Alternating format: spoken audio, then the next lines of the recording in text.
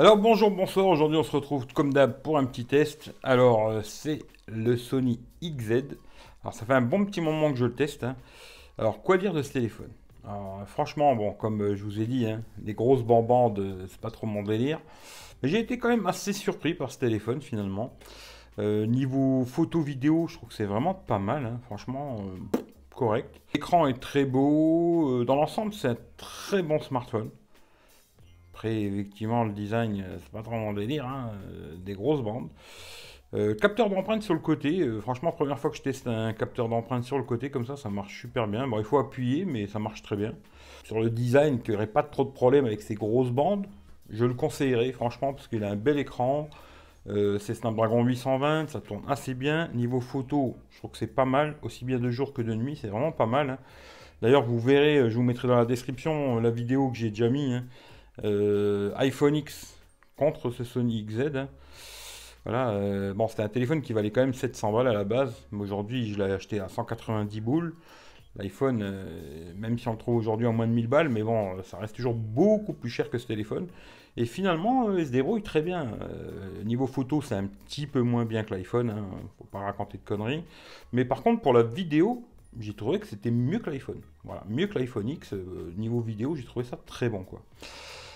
Ensuite, je vais vous en dire plus, on va passer sur la table, hein, je vous en dirai un peu plus sur ce téléphone. Comme d'hab, regardez dans la description, il y a tous mes liens. Si vous voulez l'acheter d'ailleurs, il se vend sur Amazon dans les 300 balles, je crois. C'est une bonne affaire quand même, finalement, même si peut-être à 300 balles, je prendrais peut-être plutôt un S7, qui est quand même un peu plus joli, on va dire. Mais bon, après ça, c'est les goûts, les couleurs. Moi, je vous mets le lien, après c'est vous qui voyez. Il y a tous mes liens comme d'habitude. La nouvelle chaîne YouTube aussi, pour ceux qui ne sont pas au courant. Nouvelle chaîne YouTube, nous Instagram, tout dans la description, puis tous mes réseaux d'habitude, vous regardez ce qui vous intéresse et vous laissez le reste, quoi.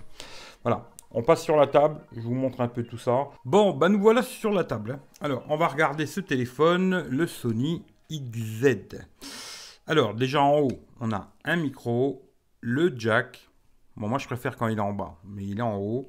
Un design un peu cubique, hein, quand même, qui est assez carré, mais qui a une bonne prise en main quand même.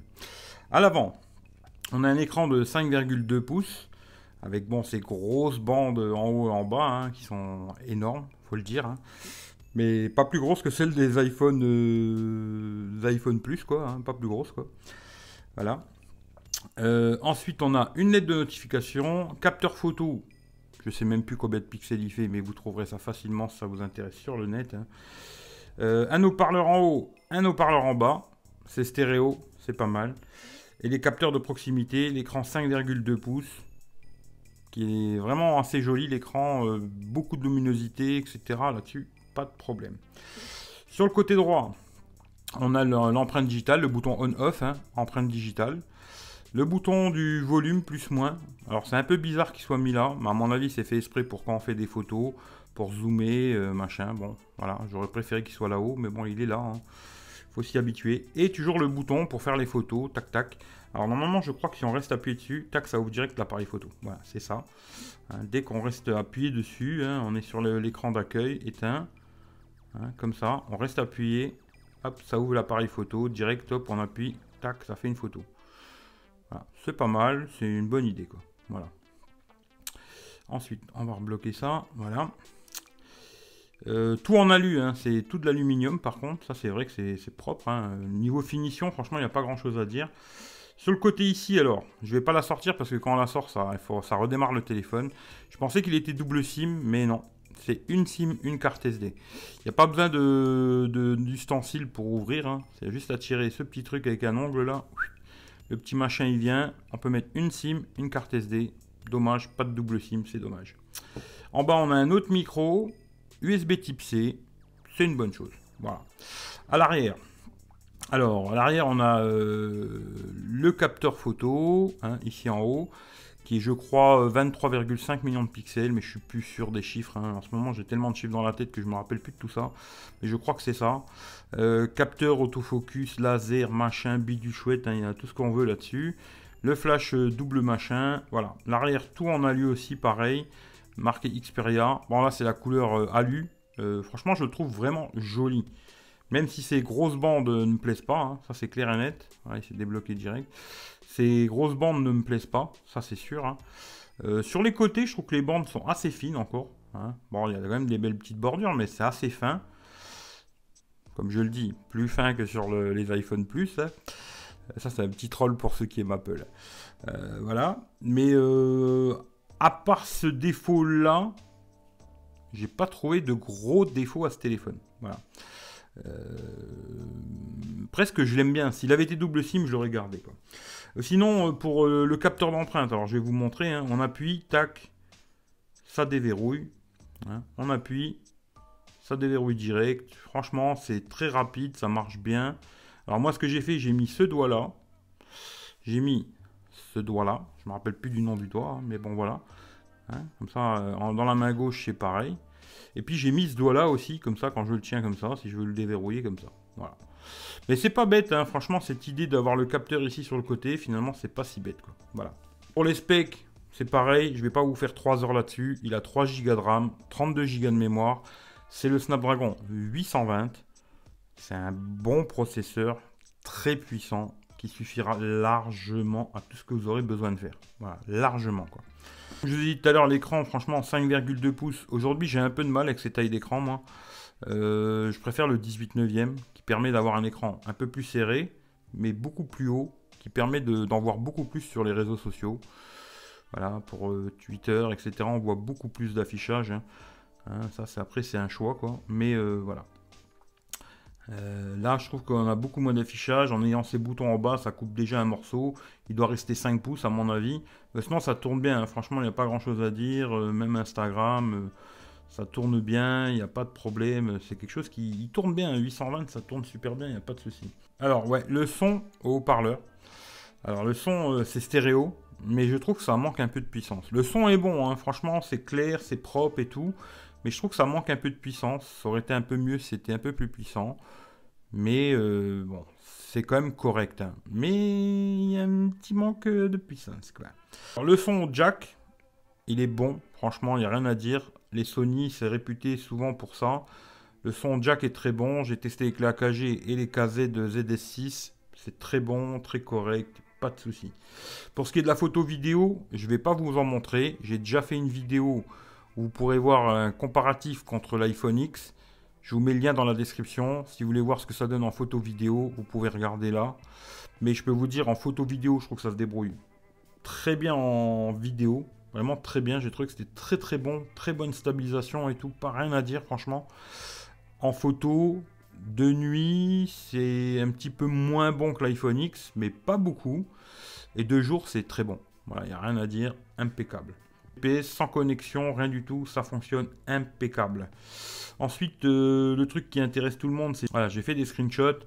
Le premier test que j'ai fait, Snapdragon 820, 149 000. J'en ai refait un autre à 143 000. Ensuite, là, j'ai eu une mise à jour.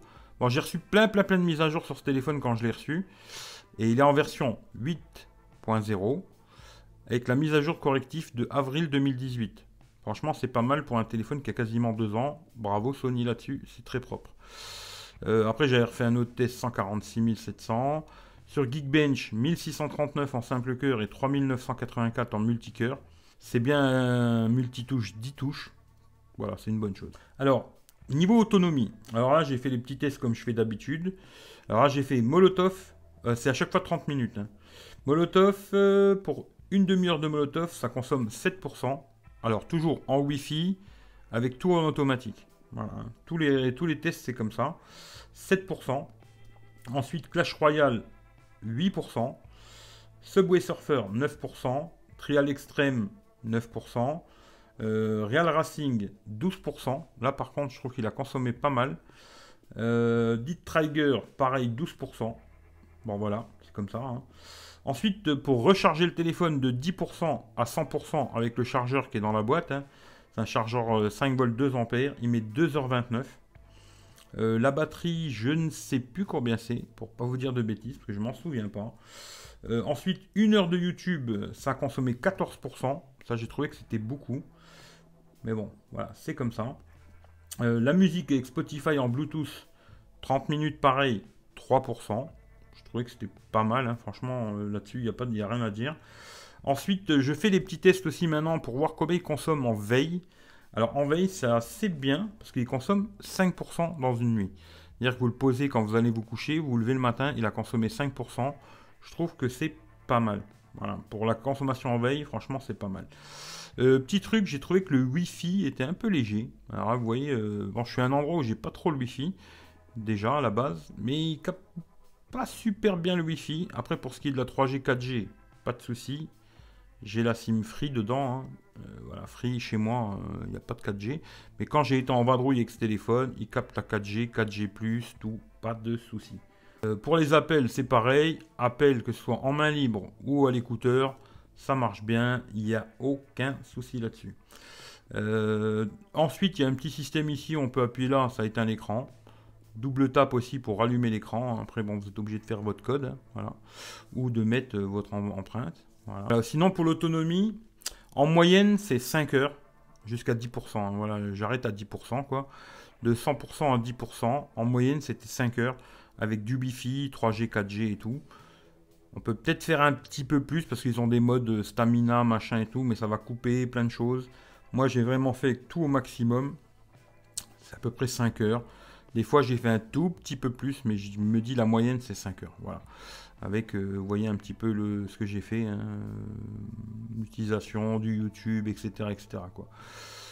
C'est pas mal, mais c'est pas exceptionnel, quoi. Voilà, c'est pour une batterie, je crois que c'est une batterie de 3000, hein, si je me trompe pas, mais je suis plus sûr.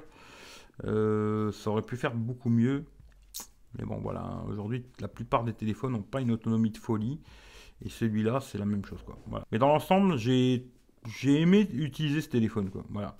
J'ai vraiment installé toutes mes applis dedans, comme je fais d'habitude, etc. J'ai aimé utiliser ce téléphone. Après, bon, il y en a beaucoup qui m'ont dit, ouais, la surcouche de Sony.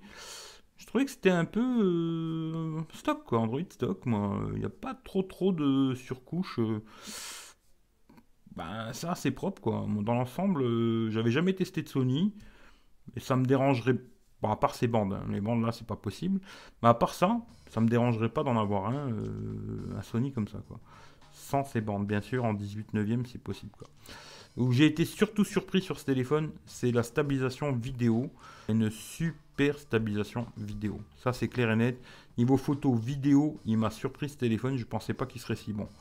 Voilà. Après, pour le reste, bon, bah, le design, etc., ça, c'est vraiment un choix particulier, effectivement, de Sony, de continuer avec ces styles comme ça. Même si là, j'ai l'impression que les derniers, ils ont l'air un petit peu moins grosses bandes comme ça, même s'ils en ont encore beaucoup par rapport aux autres, quoi. Mais bon, voilà, c'est comme ça. En tout cas, je vais pas me faire plus long. Si vous voulez mettre, si vous pouvez le trouver comme moi, pas cher, à moins de 200 balles, moi, je vous le conseille, ce sera un très bon téléphone, vous serez super content de ce téléphone.